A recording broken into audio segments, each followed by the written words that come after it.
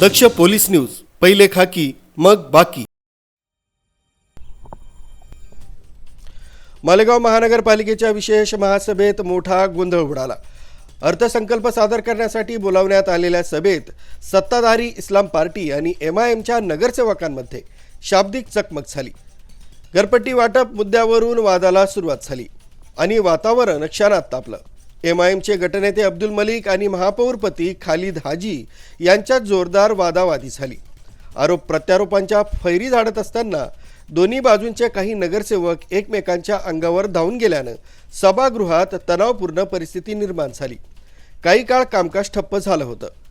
परिस्थिती हाताबाहेर जाण्याची चिन्ह दिसताच ज्येष्ठ नगरसेवकांनी पुढाकार घेत मध्यस्थी केली आणि दोन्ही गटांना शांत केलं। त्यानंतर वातावरण काहीसं निवळलं गेलं आणि पुढील कामकाज सुरू करण्यात आले। या प्रकारामुळे महापालिका प्रशासनाच्या कारभारावर प्रश्नचिन्ह उपस्थित होत आहे। न्यूज ब्युरो, दक्ष पोलीस न्यूज, मालेगाव।